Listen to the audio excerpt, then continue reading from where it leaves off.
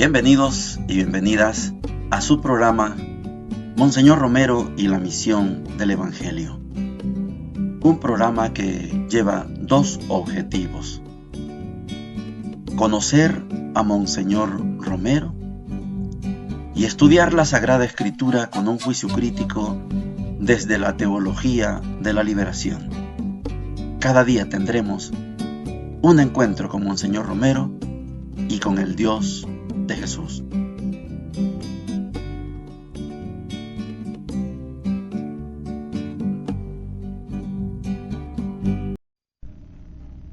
Hola, ¿qué tal? Este es su programa Monseñor Romero y la misión del Evangelio. Es domingo 17 de noviembre, domingo de la semana número 33 del tiempo ordinario. Bueno, quiero decirles que hoy en la mañana y en la parte de la tarde estaremos en el hogar San Pedro Claver. Hay esta actividad. En el hogar San Pedro Claver de Armenia se hacen dos actividades, una en mayo y una en noviembre, para recoger un poquito de fondos, porque siempre hay necesidades. Ahora que el número de adultos mayores ha subido, estamos hablando de 34, 35 que se atienden internamente, más algunos externos, abunda más la necesidad. Contarles también que anoche estuvimos en la vigilia, pero hasta por ahí por las 11:30 de la noche, en la UCA. Hay un baño de pueblo interesante. A pesar de la lluvia, hubo mucha más convocatoria que varios años atrás. Hay una especie de resurgir también porque había el encuentro continental de las comunidades eclesiales de base que van a tener hoy por la mañana su misa en la cripta, con la cual van a cerrar el congreso. Saludamos a varias personas, varios amigos, varias amigas que hacía bastante tiempo no nos veíamos, y agradecido con Dios por ese gran momento. En la primera parte creo que hay poco contenido por el tema de que estamos en 4 días de retiro espiritual. Vamos a estudiar el lunes 25 de febrero y el martes 26, en donde Monseñor cambió estratégicamente su viaje a Guatemala, donde pensaba hacer su retiro junto con algunos sacerdotes de Chalatenango, y en vez de ir a Guatemala, bueno, se van a los Planes de Renderos. El padre Fabián Amaya, vicario episcopal en Chalatenango todavía no era diócesis, Monseñor delegó a Monseñor Fabián, padre Fabián, para que fuera el vicario en Chalatenango. Bueno, a él le encomiendan que dirija estos retiros espirituales. Mañana, tarde, conclusiones, misa, lo que suele ser un retiro. Sin embargo, siempre hay momentos para estudiar algunos temas pastorales. Pero en los retiros espirituales, los ejercicios espirituales, generalmente abundan, porque así tiene que ser, los tiempos de silencio. La charla puede durar 45 minutos, 1 hora, y después 2, 3 horas de silencio, más después las conclusiones, recomendaciones, ampliaciones, y después otro tema y otro silencio, y la Eucaristía, y después en silencio toda la noche. En el arzobispado se dio una reunión, continuidad de aquellas organizaciones, la coordinadora de las organizaciones populares, donde ya están afinando el plan de gobierno, como dice, como gobierno democrático revolucionario. ¿Cuáles van a ser las líneas? Estamos en el 25 y 26 de febrero, pocos días para que suceda el crimen, el magnicidio de Monseñor Romero, pero si notamos, hay un caminar hacia una solución pacífica que, si se le hubiera hecho caso a las organizaciones, Si hubieran invitado a las organizaciones, en este caso a ser cogobierno, que era lo máximo que se podía aspirar, no nos hubiéramos desangrado en 12 años, decimos unos, otros dicen 20 años de guerra civil. Pero ahí están en el arzobispado. Después Monseñor va a, ya cuando termine el retiro, va a ver cómo van los trabajos de la reconstrucción de la YSAX. Debe ser triste ver la radio que tan noble servicio prestaba, verla en pedazos a través de esa bomba que le pusieron, y ahora están los técnicos de la UCA, está el padre Pic. Monseñor destaca el trabajo del padre Pic porque lo encuentra trabajando como un obrero más. Es un técnico, sí, que tiene experiencia en radio y trabaja en otros países también en lo mismo de la radio, pero está como un obrero trabajando, todo por volver a sacar al aire la YSAX. Oigamos a Monseñor. Lunes 25 de febrero, a la hora del desayuno, llegaron los padres de Chalatenango que iban a ir conmigo a Guatemala para hacer allá nuestros ejercicios espirituales en la casa de las Carmelitas, Carmel Juyú. Todos teníamos ilusión de esta convivencia en un lugar tan pintoresco, pero las razones de los curiales que se dialogaron también por teléfono en este momento convencieron al grupo a desistir del viaje y hacerlo aquí junto conmigo en la casa de las hermanas pasionistas, que muy generosamente, a pesar de lo improvisado, nos han acogido. Hacia las 9 de la mañana estábamos ya en la casa Finca Lourdes, camino de Planes de Renderos, lugar muy pintoresco, empezando nuestros ejercicios, que coordinará el padre Fabián, y que todos participaremos en un diálogo muy cordial y muy profundo. Este día ha sido muy rico de reflexiones, ya que nos hemos propuesto hacer una sola motivación por la mañana y otra por la tarde, y dejar el mayor espacio posible a la reflexión personal, que luego comentaremos a mediodía y al final de la tarde. Por la noche tuvimos también otro diálogo muy rico, más de carácter pastoral, que orientamos esta noche a la visita pastoral, tal como la han ideado en la Vicaría de Chalatenango, en 3 zonas en las que habrá un provicario para ayudar al vicario episcopal, y en cada zona tendremos 2 días de trabajo con los agentes de pastoral, y desde allí se trazarán programas parroquiales que en el trimestre siguiente iré a visitar, y así creo que tendremos una visita pastoral de evaluación de programaciones y más técnica hacia una pastoral de conjunto. Se encomendará a la comisión de pastoral que perfeccione este proyecto para llevarlo a cabo ya en la próxima semana de Pentecostés, martes 26 de febrero. Desde hoy hasta el viernes 29 de febrero al mediodía, me he encontrado en ejercicios espirituales en la finca de Lourdes de las hermanas pasionistas, camino de Planes de Renderos. Han sido días de profunda reflexión y de convivencia muy fraterna e íntima con los sacerdotes diocesanos que trabajan en la Vicaría de Chalatenango. El padre Fabián Amaya, vicario episcopal de esta vicaría, nos orientó con 2 meditaciones diarias que luego reflexionábamos en oración individual y que recogíamos en diálogos fraternales al terminar la mañana y al terminar la tarde durante la Eucaristía. Y por la noche teníamos un diálogo de carácter pastoral en que surgieron muchas iniciativas para el bien de aquella vicaría y de la diócesis en general.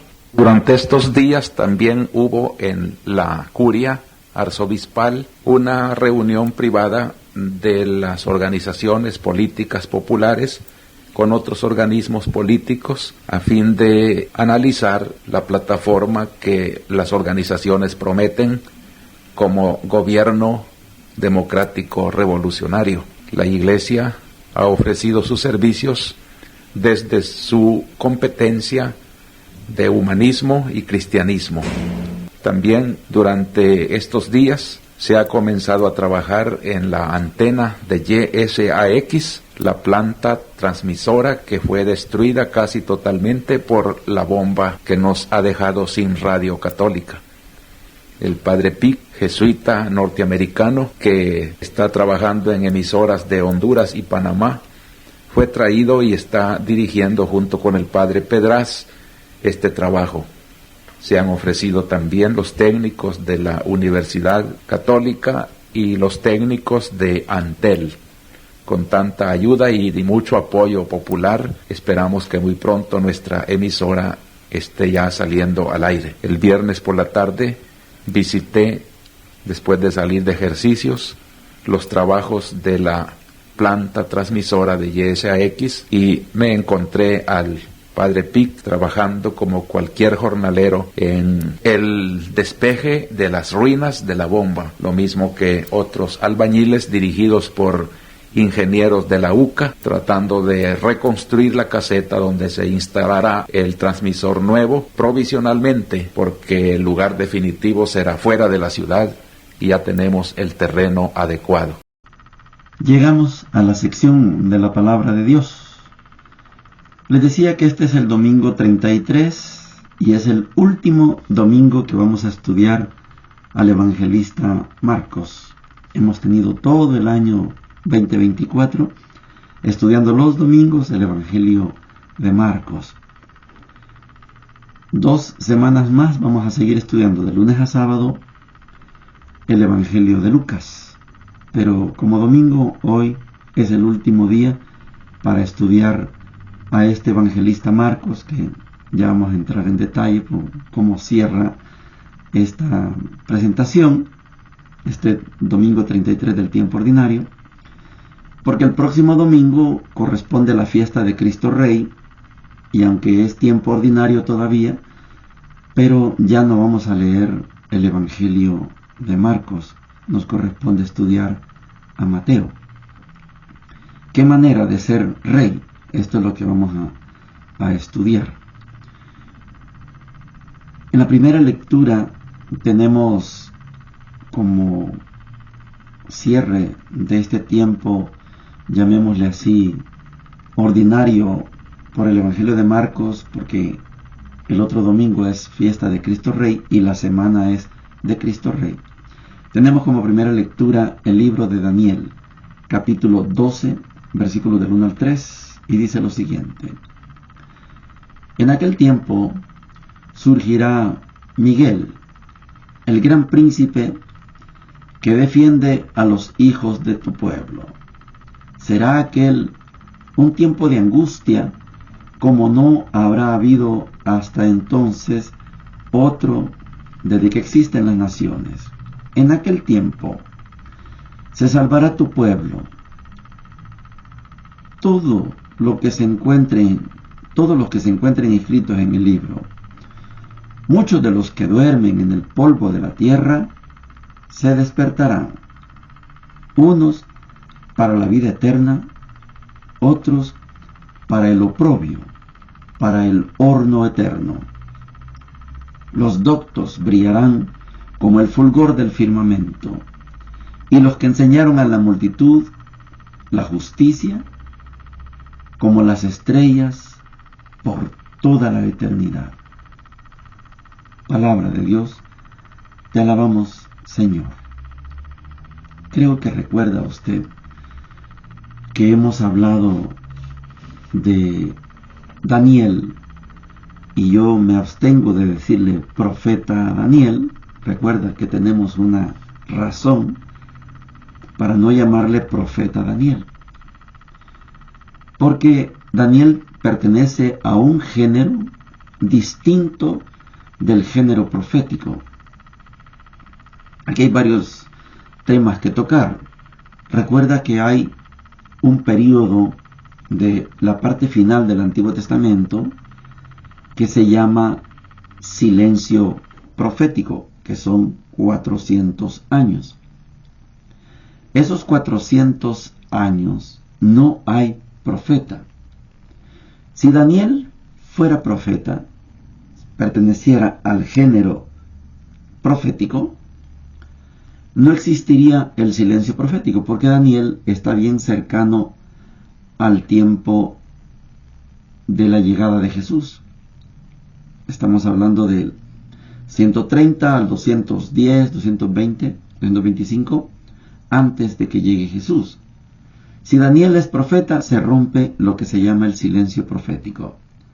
Daniel, aunque algunos le seguirán llamando profeta Daniel, Daniel pertenece a un género literario del Antiguo Testamento que se mete un poquito en el Nuevo Testamento. Comprende eso que algunos llaman intertestamento, final del Antiguo Testamento y principios del Nuevo Testamento. Daniel pertenece a un género que se llama la apocalíptica, no el apocalipsis, eso es distinto. La apocalíptica. Daniel es fruto de revelaciones, es beneficiado con muchas revelaciones. Y lo que se escribe, por eso decimos, no se le puede llamar profecía de Daniel. En todo caso, si se le llamara profecía de Daniel, siempre serían dentro del género literario la apocalíptica, no Daniel como profeta. Eso quiero que nos quede claro. No se puede comparar Daniel con Isaías, Jeremías, Amós, o sea, no, esos sí son profetas, Habacuc. No, este es un género que se llama apocalíptica, y esta apocalíptica, basado en revelaciones, pueden vislumbrar el futuro, qué es lo que va a pasar. Los que son víctimas de la persecución, muchos logran vivir, muchos mueren. Pero el que logra vivir por un designio de Dios, decimos, quedó para contarlo. Daniel es uno de estos que, fruto de la persecución, logra sobrevivir. Estas personas que, estando al borde de la muerte por el martirio, por la persecución, y sobreviven, tienen una especie de don especial. Logran ver lo que usted y yo no alcanzamos a ver. Yo sé que usted conocerá algunas personas que estuvieron en el límite. Tal vez en el hospital quedaron en coma y de repente vuelven a la vida.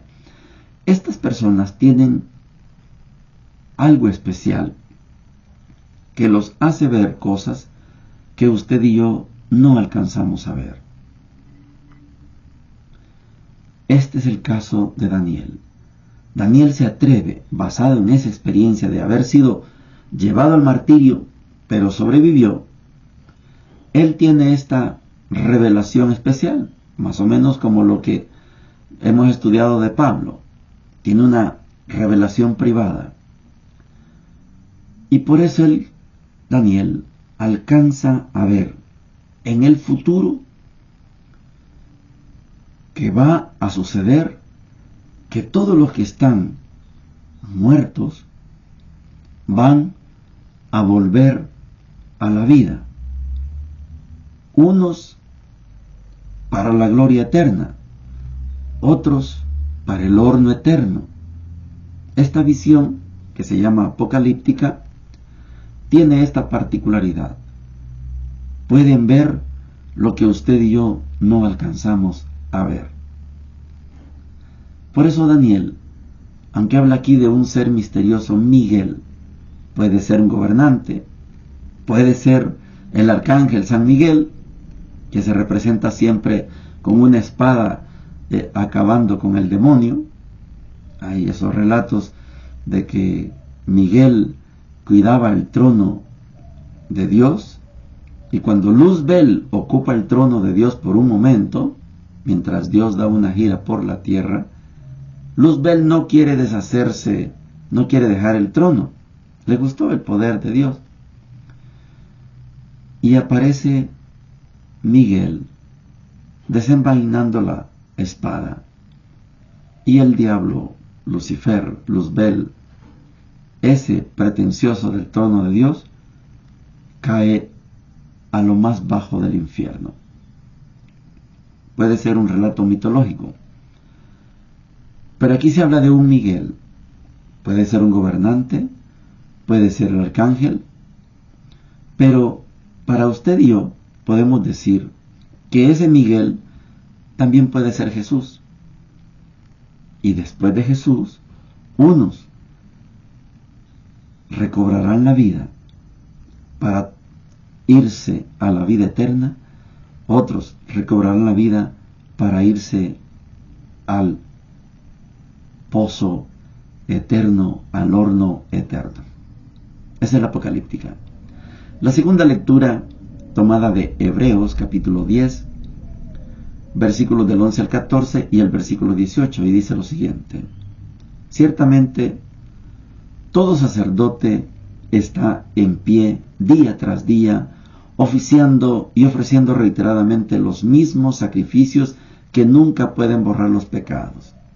Él, por el contrario, habiendo ofrecido por los pecados un solo sacrificio, se sentó a la diestra de Dios para siempre, esperando desde entonces hasta que sus enemigos sean puestos por escabel de sus pies.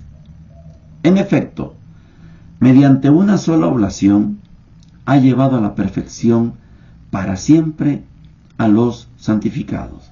Ahora bien, donde hay remisión de estas cosas, ya no hay más oblación por el pecado. Palabra de Dios, te alabamos, Señor. Hebreos 10. Creo que hay poco que decir porque ya lo hemos explicado. Hebreos quiere contraponer la figura de el sacerdote y el sumo sacerdote de la religión judía contra el sumo y eterno sacerdote Jesús. Aquí el sacerdote tiene que estar de pie ofreciendo permanentemente sacrificios por el perdón de los pecados, por el perdón de los pecados, por el perdón de los pecados. Jesús lo hizo de una vez y para siempre. Y cuando Jesús hizo el único y gran sacrificio, que no fue un toro, una oveja, una vaca, una cabrita, un par de pichones, no. El sacrificio de Jesús fue su propia vida. Después de hacer y celebrar ese gran sacrificio que para usted y para mí, ese sacrificio quedó plasmado en la Santa Eucaristía, en la fracción del pan, donde comemos el pan y tomamos el vino. Ahí, en ese sacrificio, se concentra todo el perdón de todos los pecados. Habiendo hecho eso Jesús, se va, habiendo ofrecido por los pecados un solo sacrificio, se sentó a la derecha de Dios para siempre. Esta carta, llamada carta a los Hebreos, no podría ser de Pablo, porque Pablo no entendió así a Jesús. Pero los evangelios, sobre todo Juan, es fuerte en esto de Jesús sentado a la derecha de Dios Padre. Y de los dos viene el Espíritu. Estas tres divinas personas son bien tardías. No se pueden encontrar en el inicio de la Escritura Sagrada del Nuevo Testamento. Es bien tardío. Tiene que pasar después del año 85, a lo mejor el año 90, pero no puede ser en el año 64, cuando Pablo y Pedro fueron asesinados. Hay que tener una concepción de Jesús como sumo y eterno sacerdote, sentado definitivamente a la derecha de Dios Padre. Entonces, la carta a los Hebreos dice: el sacrificio lo hizo Jesús de una vez y para siempre. Ya no hay que estar haciendo sacrificio.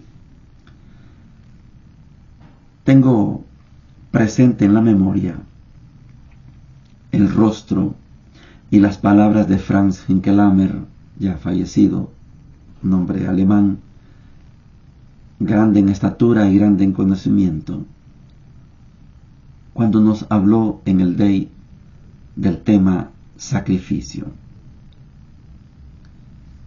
Esto repetitivo del sacrificio muchas veces desvirtúa el sacrificio único de Jesús. Hay muchos ejemplos, no da el tiempo aquí, pero a veces multiplicamos los sacrificios y por eso anulamos, ponemos entre paréntesis el sacrificio único y para siempre, el sacrificio de Jesús. Yo creo que usted va a estar de acuerdo conmigo en una palabra que pertenece bastante a la teología de la liberación, que dice que la solución a todos los problemas de nuestra vida, incluidos los problemas de los gobiernos cuando tratan a sus pueblos, la mejor solución es tener un proyecto de vida que me haga experimentarme como redimido, no como pecador. Cuando yo vivo la experiencia de haber sido redimido en base al único sacrificio, el sacrificio de Jesús, y no sacrificio, no, un solo sacrificio. Cuando yo me considero vivo como un redimido, como una redimida, no van a existir problemas en el mundo.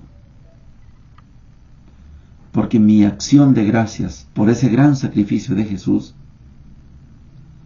me hace que yo no sea capaz de hacer mal a nadie, porque vivo como un redimido. Hay bastante que decir, pero basta con concluir que la carta a los hebreos lleva la intención de darle primacía al sumo y eterno sacerdote Jesús en contra o en contraposición a lo que hace un sacerdote y lo que hace un sumo sacerdote de la religión judía. El Evangelio, les decía, el último texto que vamos a leer de Marcos ya en este tiempo ordinario, está tomado el capítulo 13, versículos 24 al 32, y dice lo siguiente: Jesús dijo a sus discípulos: en aquellos días el sol se oscurecerá, la luna dejará de brillar, las estrellas caerán del cielo y los astros se conmoverán, y se verá al Hijo del Hombre venir sobre las nubes, lleno de poder y de gloria. Y Él enviará a los ángeles para que congreguen a sus elegidos desde los 4 puntos cardinales de un extremo al otro del horizonte. Aprendan esta comparación tomada de la higuera. Cuando sus ramas se hacen flexibles y brotan las hojas, ustedes se dan cuenta de que se acerca el verano. Así también, cuando vean que suceden todas estas cosas, sepan que el fin está cerca a la puerta. Les aseguro que no pasará esta generación sin que suceda todo esto. El cielo y la tierra pasarán, pero mis palabras no pasarán. En cuanto a ese día y a la hora, nadie los conoce, ni los ángeles del cielo, ni el Hijo, nadie, sino el Padre. Palabra del Señor.